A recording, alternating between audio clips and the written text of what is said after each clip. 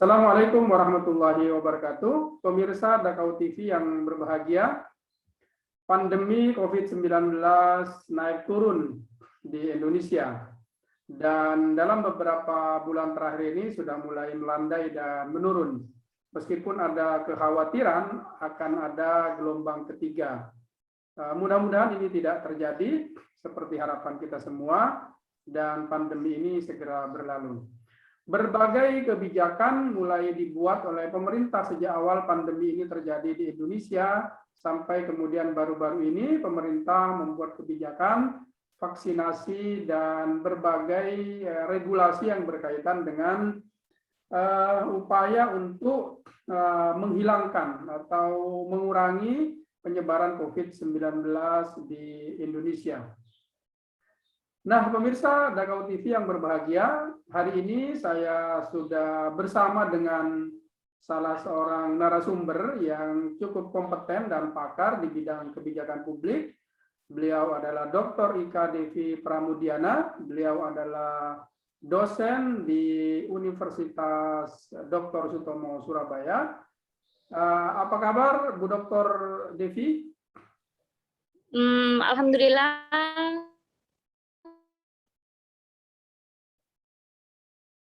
Kesibukan apa hari-hari ini? Ya, karena kita masih berada di masa-masa pandemi, jadi ngajarnya juga masih online ya. Meskipun di beberapa daerah kita sudah tahu banyak universitas-universitas yang sudah menjalankan belajar mengajar tatap muka. Tapi kalau di Surabaya, khususnya di universitas saya, Universitas Dr. Sutomo Surabaya, belum melakukan perkuliahan secara tatap muka. Jadi ya hari-hari kuliahnya masih online begitu. Ya, kita masuk ke dialog yang tadi sudah saya sempat singgung di awal. Bagaimana Bu Dr. Devi melihat kebijakan yang dibuat oleh pemerintah, khususnya pemerintah pusat, di dalam menangani pandemi COVID-19 ini, Bu? Baik.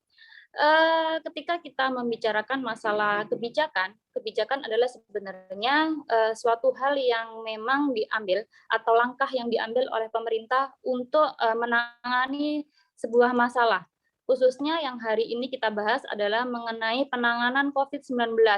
Yang tentu kita tahu semua ya bahwa COVID-19 ternyata memberikan dampak yang luar biasa ke semua sektor.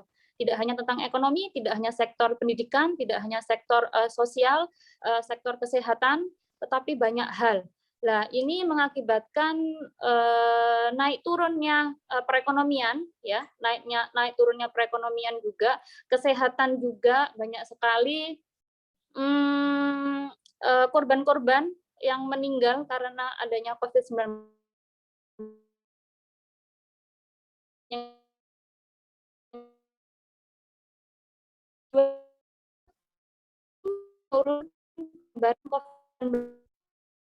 Turun angka kematian karena COVID-19. Di sisi lain, banyak sekali yang dipandang masyarakat itu mematikan perekonomian, ya. Yang kita tahu bahwa yang lagi booming kemarin, pemerintah memberlakukan PPKM, ya, memberlakukan PPKM yang sebelumnya awal-awal dulu tahun 2020 ada di beberapa wilayah, kemudian PPKM yang mengharuskan masyarakat kita itu untuk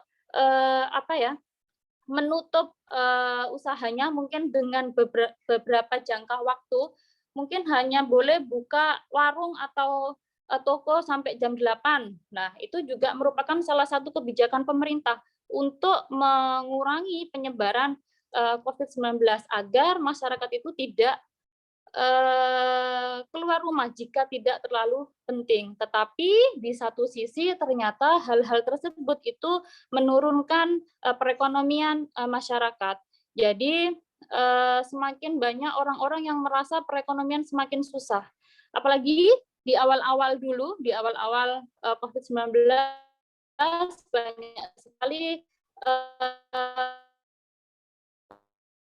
yang juga mem-PHK beberapa, ya, banyak sekali masyarakat nganggur itu satu dampak 19 begitu. Jadi sebenarnya untuk kebijakan-kebijakan itu ada pro kontra. Memang ya seperti itu, selalu ada pro kontra. Ada orang-orang yang merasa dirugikan, tetapi tujuannya sebenarnya pemerintah adalah ingin menurunkan angka penyebaran COVID-19 dan juga menurunkan angka COVID-19.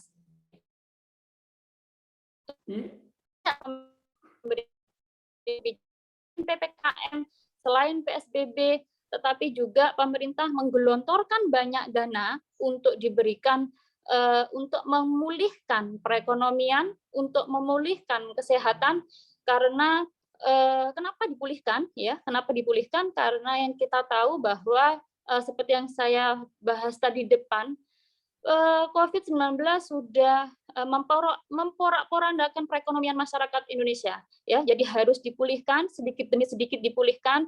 Jadi pemerintah memberikan banyak sekali kebijakan-kebijakan untuk masyarakat, khususnya di bidang ekonomi dan juga di bidang kesehatan. Kita contohkan di bidang ekonomi, pemerintah program-program KUR begitu ya, program-program yang memberikan kemudahan atau subsidi kepada masyarakat yang ingin mendapatkan suntikan dana. Nah, kemudian untuk bisa berusaha lagi UMKM ya, UMKM-nya berjalan lagi. Nah, itu contoh-contohnya. Kemudian selanjutnya adalah ada yang namanya padat karya. Nah, memang baca di khususnya di kecamatan saya secara langsung apa sih padat karya yang jadi program kan karya itu bagaimana kita berikan fasilitas yang baik kepada masyarakat, contohnya dengan pemulihan lahan. Jadi ada lahan kosong, kemudian ada pembangunan jalan, ada pembangunan jembatan, ada perbaikan lereng-lereng gunung begitu ya. Kalau memang daerah saya ini daerah dataran yang untuk sawah, jadi saya di sawah begitu, jadi tidak ada untuk perbaikan jembatan, itu jarang sekali. Saya lihat malah hanya pendongkrakan UMKM kalau di daerah saya. Jadi banyak sekali dilakukan di desa-desa itu pelatihan-pelatihan untuk UMKM, pembuatan kerajinan-kerajinan yang kemudian dijual di BUMDes begitu. Jadi banyak sekali kebijakan-kebijakan yang diberikan oleh pemerintah. Baik, Pak Dayat. Apakah kebijakan atau program yang dibuat oleh pemerintah menurut Bu Doktor sudah memadai untuk mempercepat pemulihan pasca atau di tengah suasana pandemi COVID-19 ini, Bu Doktor? Baik, kita kemarin di bulan Juli ya, bulan Juni, Juli, Agustus merupakan masa-masa terberat karena banyak sekali masyarakat kita yang adanya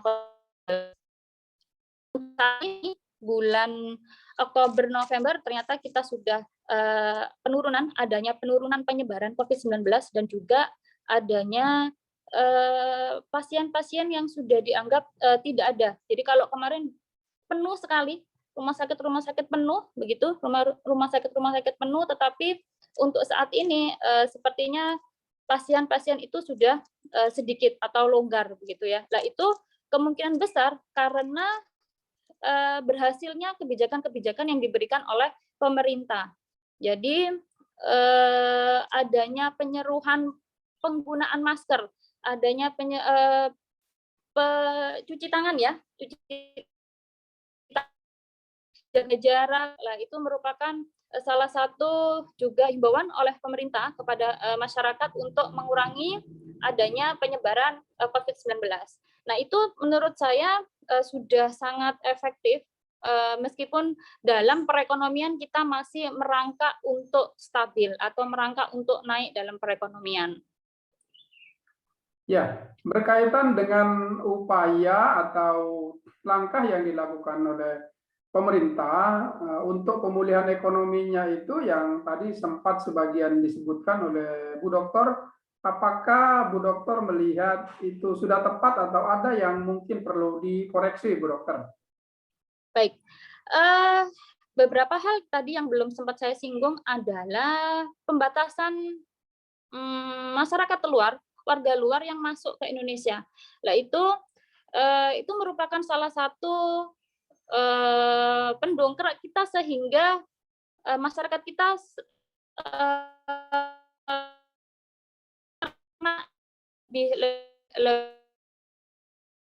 lebih banyak begitu ya, karena kita terkontaminasi dari warga lain, dari warga negara lain maksud saya.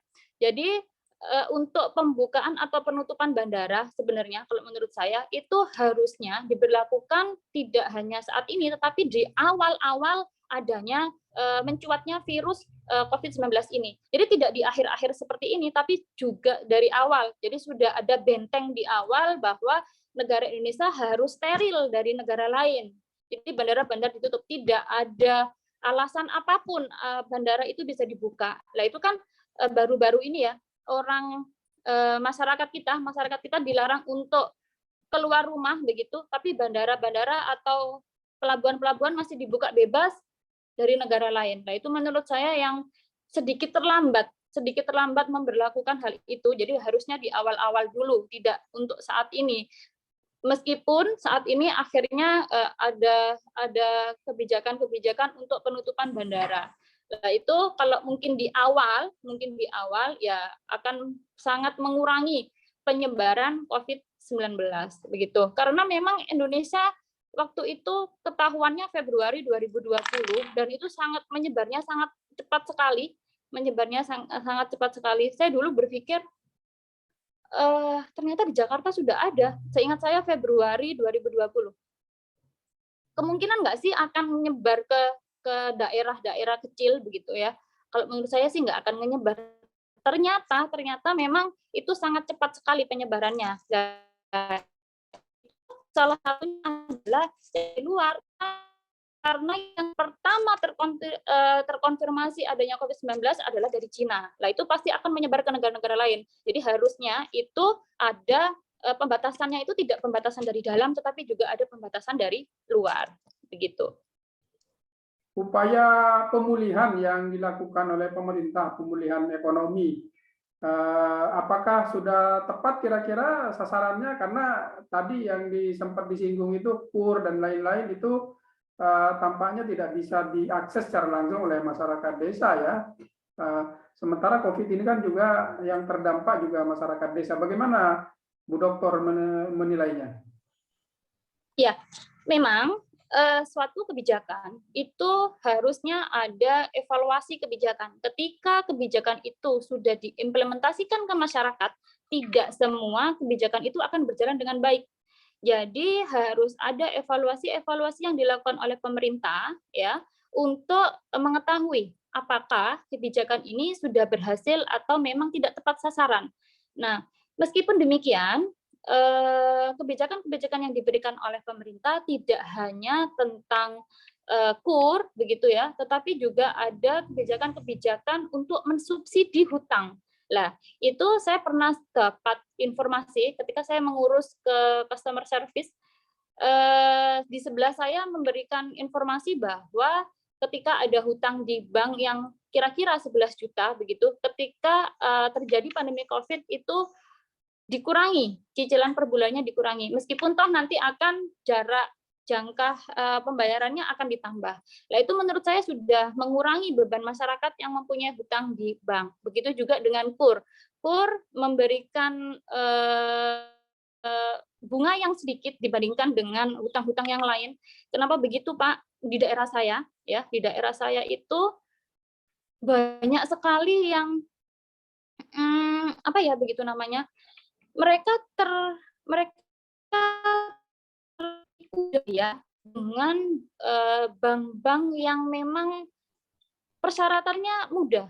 Jadi mendapatkan hutang dengan tanpa persyaratan, hanya dengan nama. Saya hutang sekian, tapi nanti bunganya tinggi sekali. Nah, itu yang sedang terjadi di daerah saya, Pak. Banyak sekali seperti itu. Nah, itu sebenarnya menjadi perhatian khusus saya, tapi saya nggak bisa melakukan apa ya. Saya sempat pernah WA sama kepala desa yang dulu sebelum meninggal. Pak, saya merasa bahwa desa kita ini sedang tidak baik, tidak bagus kondisinya, karena masyarakat kita banyak sekali yang terlilit hutang. Ya, karena memang mereka itu gampang sekali memberikan pinjaman hanya dengan nama, tidak ada persyaratan-persyaratan yang lain. Nah, ini kan sangat sebenarnya. Nah, waktu Bapak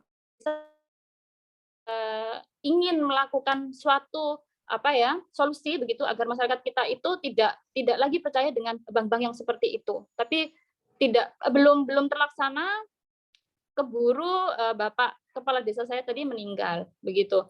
Jadi untuk KUR sebenarnya itu kalau diedukasi masyarakat kita bahwa pinjaman bank atau KUR itu mudah. Dia tidak akan ada bunga tinggi. KUR itu kan bunganya rendah. Nah, itu memudahkan masyarakat gitu. Tapi masyarakat saya khususnya di daerah-daerah saya ini, mereka kurang teredukasi. Mereka takut berurusan dengan bank besar. Beralasan nanti persyaratannya ribet, nanti persyaratannya begini begitu. Jadi lebih amannya saya mau ke bank-bank yang kecil, tapi ternyata bunganya luar biasa. Lah, itulah yang menjadikan masyarakat di sekitar saya itu banyak yang terlilit hutang, khususnya di masa-masa pandemi. Banyak sekali orang-orang yang sampai jual aset-aset, mohon maaf Pak, jual tanah, jual rumah, untuk menutup pinjaman yang ada di bank itu. Beralasan karena mereka di masa pandemi tidak ada pekerjaan, suaminya di PHK, dan lain sebagainya. Nah, itu sangat miris sekali. Begitu juga di dunia pendidikan, Pak. Di dunia pendidikan, di masa-masa begini, itu menurun. Mereka memilih tidak sekolah terlebih dahulu karena memang perekonomian belum stabil. Di dalam perekonomian di keluarga tadi belum stabil.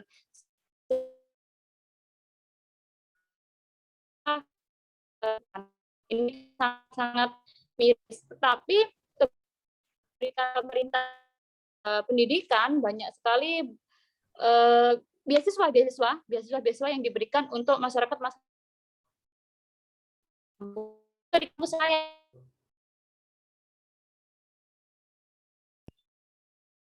Nah,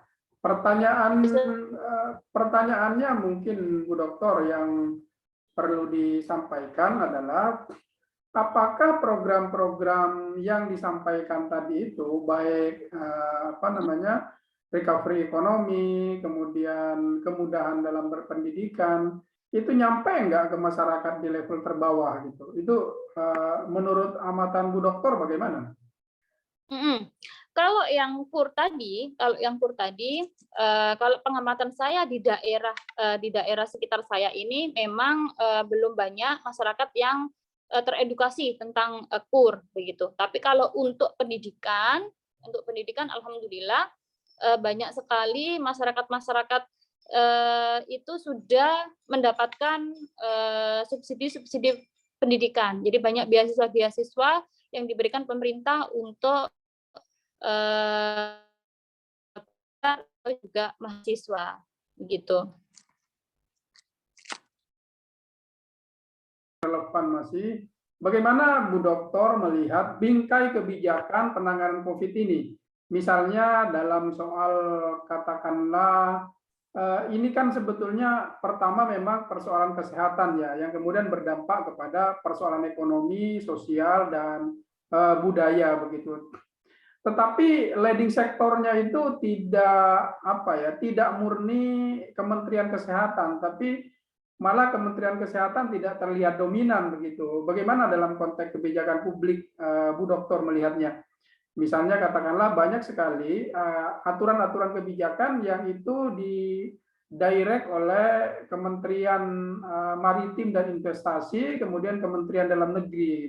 Bahkan kalau saya perhatikan apa namanya, Kementerian Kesehatannya tidak terlihat dominan begitu, Bu. Bagaimana dalam konteks kebijakan publik kira-kira? Iya, tapi yang saya tahu Pak, bahwa anggaran-anggaran yang digelontorkan oleh pemerintah itu terfokuskan kepada pemulihan ekonomi dan juga di kesehatan. Nah, terlepas dari apa itu Kementerian Kesehatan yang tidak begitu terlibat, tetapi yang kita rasakan adalah banyak sekali petugas-petugas kesehatan itu yang memang benar-benar bekerja untuk menstabilkan kondisi ini, apalagi untuk menurunkan tingkat penyebaran COVID-19 ini. Lah itu adalah menurut saya sudah merupakan tugas pokok ya dari mungkin Kementerian Agama, kemudian Kementerian Kesehatan, kemudian turun ke dinas-dinas sehingga dapat menangani bagaimana untuk menurunkan tingkat penyebaran COVID-19 tadi. Begitu, Pak. Berarti perlu ada fokus dari Kementerian Kesehatan ya terkait dengan bidang kesehatannya. Tetapi ada satu hal yang mungkin perlu tanggapan dari Bu Dokter. Soal yang sekarang ramai di video, sekarang lagi viral nih dalam 2-3 hari ini, mengenai kewajiban PCR bagi mereka yang bepergian dalam radius 250 km gitu. Kenapa mesti ada batasan misalnya 250 km dan itu muncul bukan dari Kementerian Kesehatan, Bu Dokter, tapi dari Kementerian Dalam Negeri. Dalam konteks kebijakan publik bagaimana Bu Dokter melihatnya? Iya, saya juga kemarin sempat, karena saya barusan perjalanan ya Pak, saya barusan perjalanan, kemudian muncul berita itu. Saya sempat baca di Suara Surabaya, itu menjadi kontra, ini ya, pro kontra sekali di masyarakat, bahwa jarak 250 kilo ya Pak, 250 kilo, itu yang harus PCR lah, kemudian harus dengan persyaratan-persyaratan yang lain. Meskipun toh sebenarnya kita sudah divaksin, tetapi tidak boleh lengah, tetap melakukan protokol kesehatan, masker, kemudian terlena begitu ya, sehingga tidak mematuhi protokol kesehatan. Kalau menurut saya tentang kebijakan-kebijakan yang diberikan oleh pemerintah tadi itu tujuannya tetap sama. Tujuannya ada ingin melindungi masyarakat kita. Jangan sampai lengah, jangan sampai terlena. Untuk kita kan menghadapi akhir tahun, Pak. Menghadapi akhir tahun ini biasanya banyak yang merasa bekerja dalam 1 tahun begitu, kemudian di akhir tahun untuk mengambil liburan begitu ya, mengambil jarak perjalanan yang jauh begitu. Jadi pemerintah akhirnya memberikan kebijakan agar masyarakat itu tidak melakukan perjalanan yang sangat jauh, sehingga memberikan persyaratan-persyaratan yang dianggap terlalu ribet mungkin oleh masyarakat. Nah, itu sebenarnya tujuannya adalah ingin melindungi masyarakat agar di akhir tahun ya, di akhir tahun ini tahun berikut begitu tidak lagi terjadi gelombang COVID-19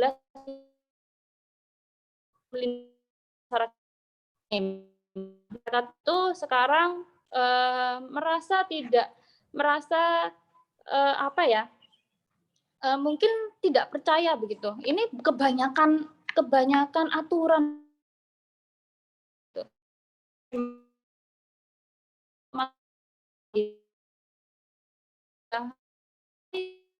Ingin stabil itu dan ada masyarakat itu. Ya, biasanya kebijakan itu dibuatkan ada basis pertimbangan dan rasionalitasnya, Bu. Katakanlah apa yang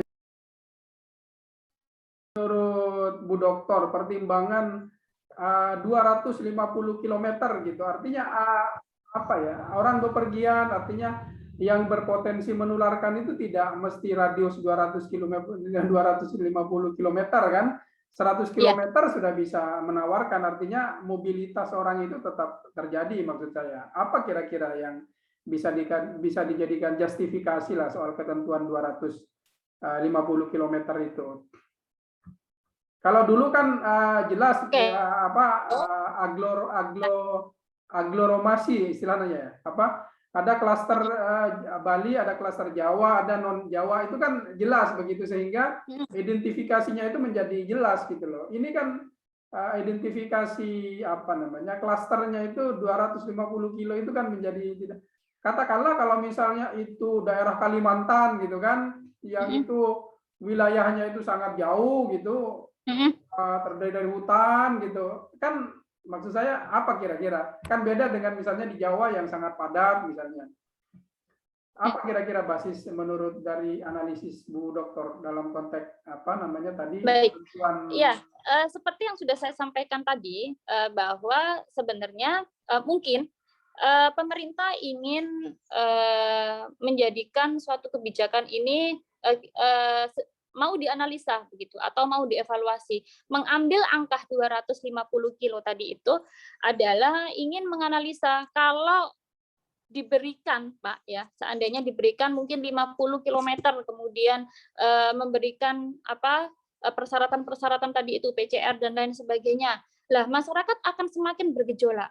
Yang kita tahu, PCR itu kan tidak murah, meskipun pemerintah sudah menurunkan harganya, diserentakkan seluruh Indonesia, tetapi kenyataan yang ada di bawah, harga itu tidak sama di kota ataupun di desa. Meskipun tes-tes itu semakin murah ya, tes-tes semakin murah dan juga banyak sekali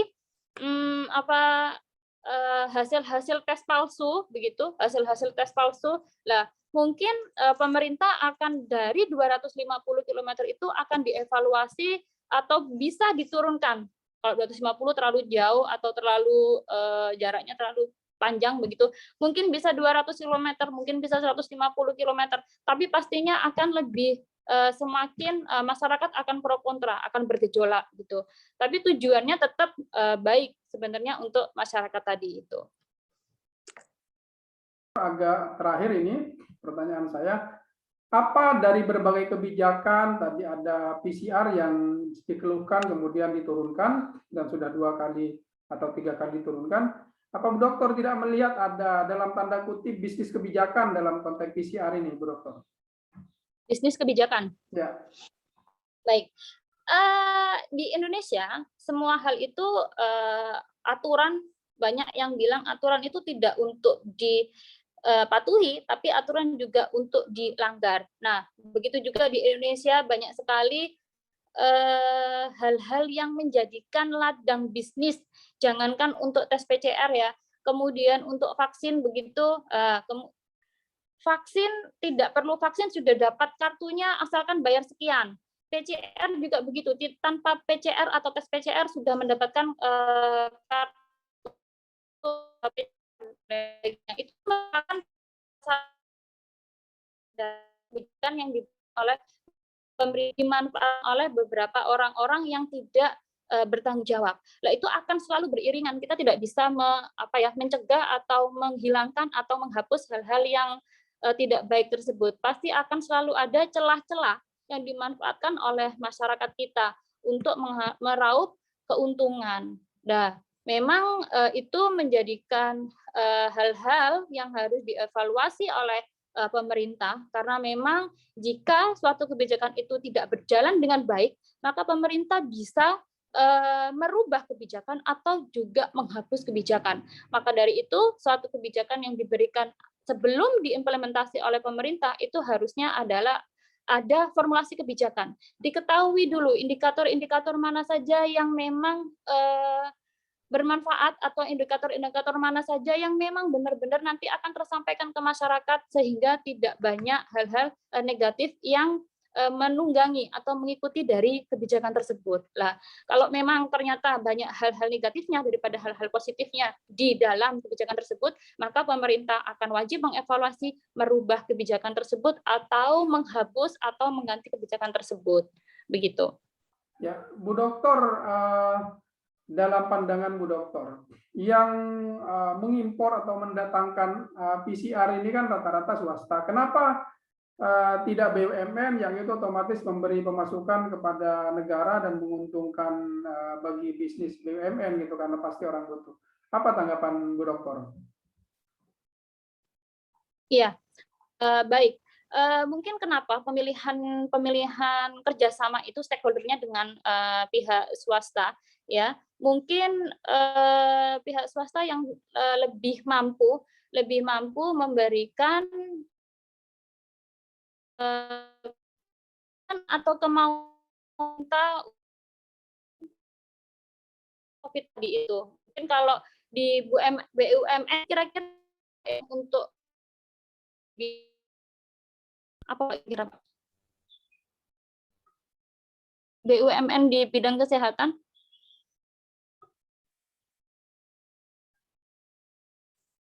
Ya, Pak. Halo? Kimia Farma salah satu BUMN yang bergerak di bidang kesehatan, kan ada Bio Farma dan beberapa lagi.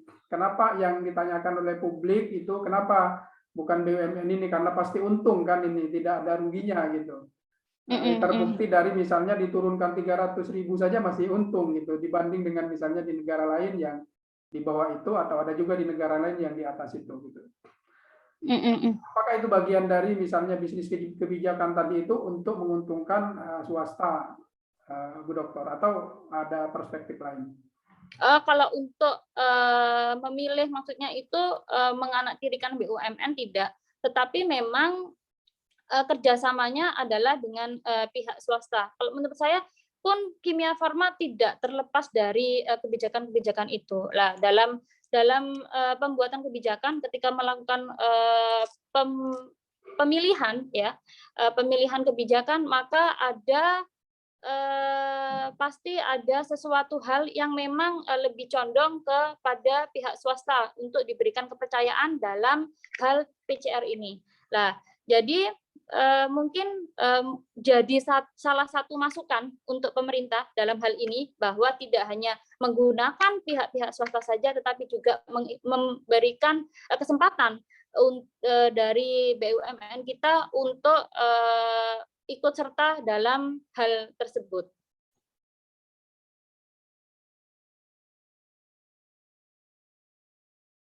Halo, Pak.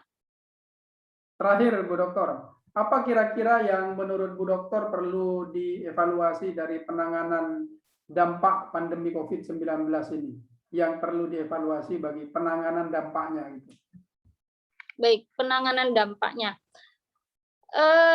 Banyak hal atau banyak kebijakan yang sudah diberikan oleh pemerintah untuk masyarakat, tetapi kembali lagi bahwa kebijakan-kebijakan itu ternyata tidak banyak sejalan dengan yang dibutuhkan masyarakat, ya.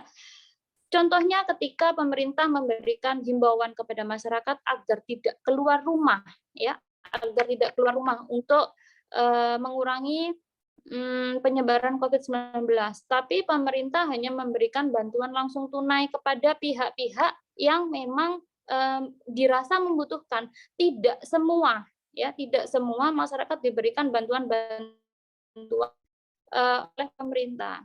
Coba kita bayangkan dengan atau kita samakan dengan negara-negara lain yang memang patuh sekali dengan himbauan pemerintahnya bahwa tidak boleh keluar rumah. Mereka akan patuh sekali di dalam rumah. Karena apa? Karena pemerintah di luar negeri itu memberikan bantuannya itu full, ya, all out begitu. Tidak hanya pilih-pilih masyarakat-masyarakat yang menengah ke bawah. Lah, kalau memang bantuan-bantuan itu atau bantuan langsung tunai, ya, kalau di Indonesia itu diberikan secara ini ya full begitu ke semua warga, tidak pilih-pilih, ke semua warga. Kalau kebutuhan di dalam rumah, kebutuhan perut itu sudah teratasi,